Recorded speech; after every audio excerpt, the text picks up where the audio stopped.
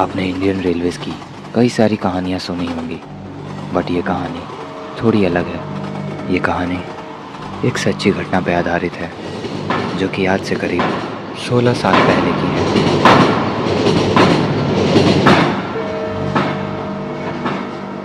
सार्थक Indian Railways की मालगाड़ी में एक सिक्योरिटी गार्ड का काम करता था। 8 घंटे ड्यूटी करने के बाद उसे और 6 घंटे की ड्यूटी मिली थी। थकान की वजह से कब उसे नींद आ गई उसे पता ही नहीं चला, और जब उसकी आंख खुली तो उसने देखा कि गाड़ी डिसबैलेंस हो रही है। ये देखने के लिए कि आखिर क्या प्रॉब्लम है, वो तुरंत वहाँ से बाहर निकला।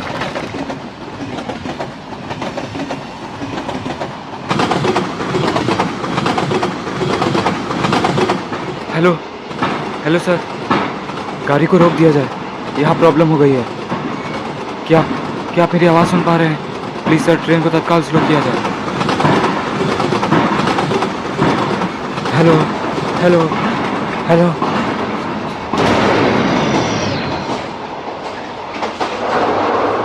उसने बहुत कोशिश की कि वो ड्राइवर से कांटेक्ट कर पाए, मगर वॉकी टॉकी काम ही नहीं कर रहा था।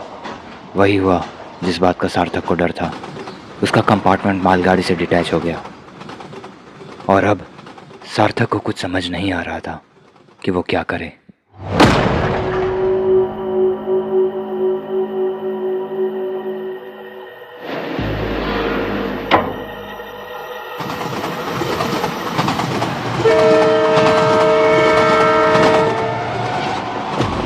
मालगाड़ी बहुत तेजी में आगे बढ़ते हुए जा रही थी, और सार्थक की बोगी डुलते हुए पीछे पीछे आ रही थी।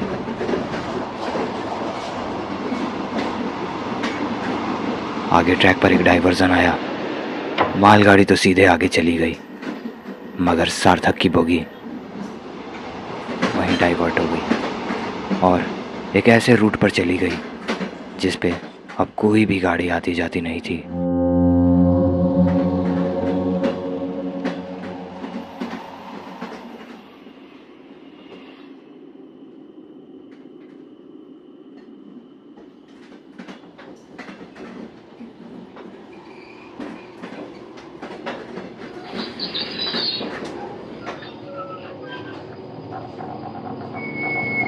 ये जगह रात के वक्त में बेहद डरावनी और सुनसान लग रही थी। अब क्या करूं मैं?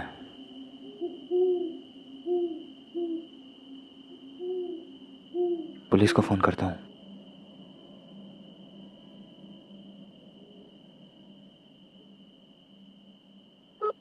सार्थक के पास लास्ट ऑप्शन यही था कि वो रेलवे पुलिस फोर्स को कॉल करे और उन्हें मदद के लिए बुला ले, मगर उस एरिया में नेटवर्क था ही नहीं। अरे यार, सिग्नल भी तो नहीं है यहाँ पे।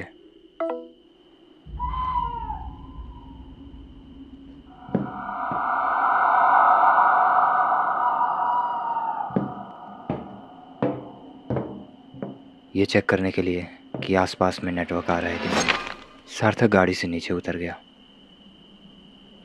साला किस्मत ही खराब है मेरा।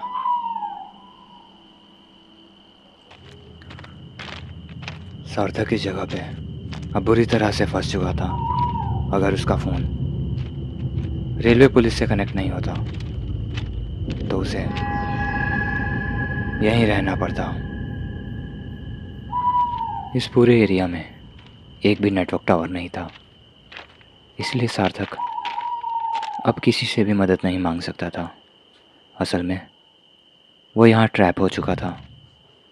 लास्ट ऑप्शन उसके पास यही था कि वो चुपचाप जाकर अपने कैबिन में सो जाए और सुबह होने का इंतज़ार करे।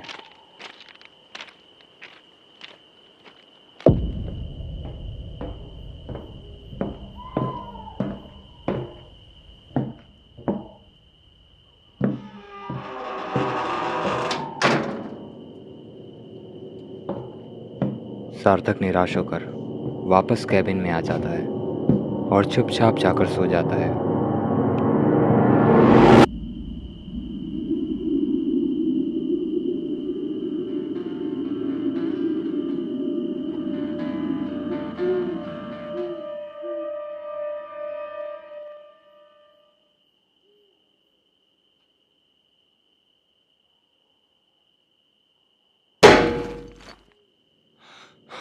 सार्थक अभी सोया हुआ ही था, तभी अचानक से कैबिन के दीवार पे एक जोरदार पत्थर की आवाज आई, जिसकी वजह से उसकी नींद खुल गई। कौन है?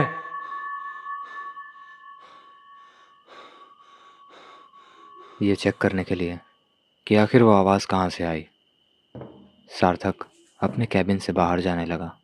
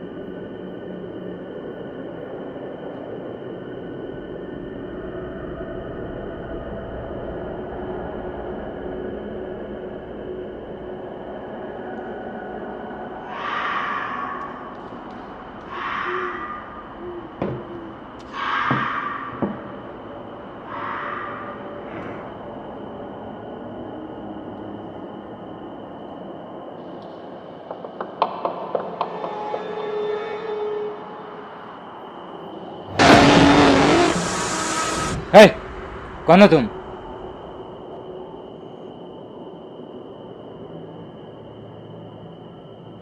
यहाँ आसपास में कोई गांव है क्या?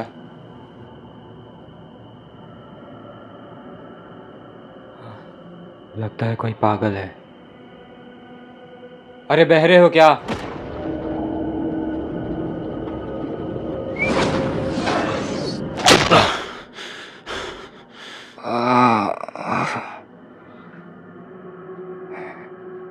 पागल हो गया है क्या?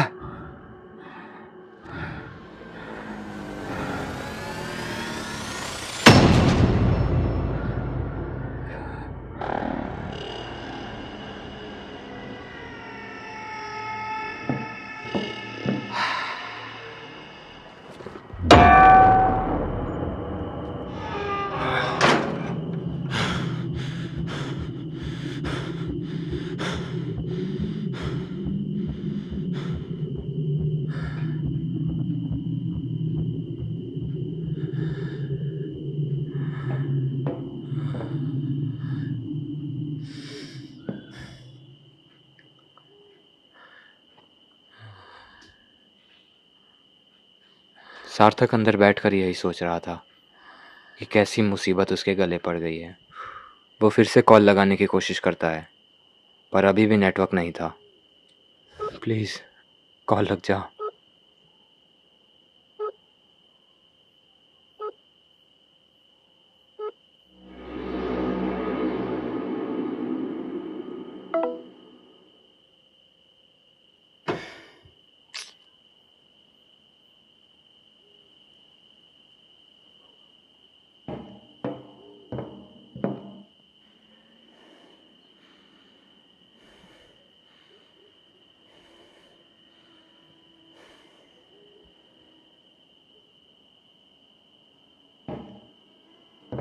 सार्थक दरवाज़ा खोलकर ये देखना चाहता था कि वो आदमी यहाँ से गया या नहीं, मगर उसने दरवाज़ा नहीं खोला क्योंकि उसे डर था कि उसके साथ कुछ गलत ना हो जाए।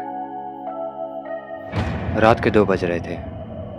सार्थक अभी अपने कैबिन में सो रहा था।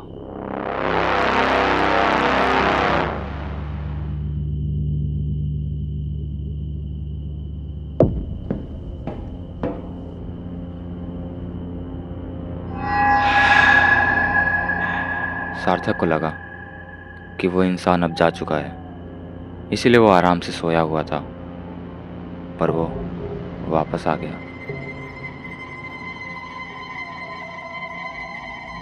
विंडो की तरफ से हाथ घुसाकर वो कैबिन का दरवाज़ा खोलना चाहता था, पर किस्मत अच्छी थी सार्थक की, जो उसका हाथ वहाँ तक नहीं पहुँच पाया।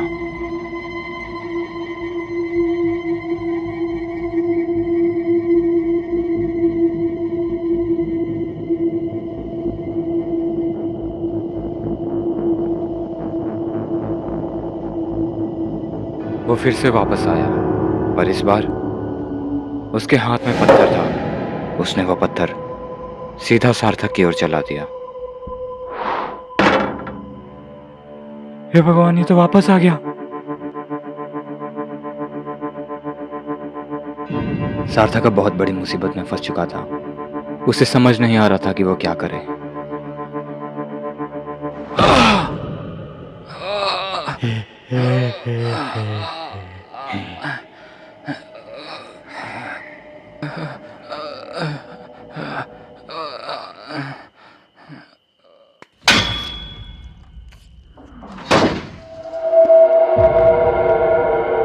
अपनी जान बचाने के लिए सार्थक ने उसे अपनी तरफ इतने जोर से खींचा कि उसका सर विंडो पर लगकर फट गया और वो वहीं बेहोश होकर गिर गया।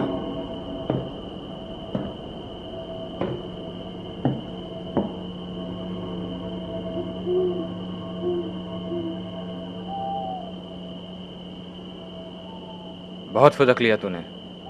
कल सुबह तक तू जेल में होगा। सार्थक उसे रस्सियों से बांध देता है ताकि कल सुबह वो उसे पुलिस को सौंप सके। पर कौन जानता है कल सुबह तक सार्थक सही सलामत रहेगा या नहीं। आगे की कहानी पार्ट 2 में दिखाई जाएगी। तब तक के लिए आप अपने आप को सही सलामत रखिए और हमारे चैनल को सब्सक्राइब करिए। एक और बात दोस्तों, अगर आप हमारे चैनल का मेंबरशिप ज्वाइन करते हैं तो आप हमारे हर वीडियो को एक हफ्ते पहले ही देख सकते हैं।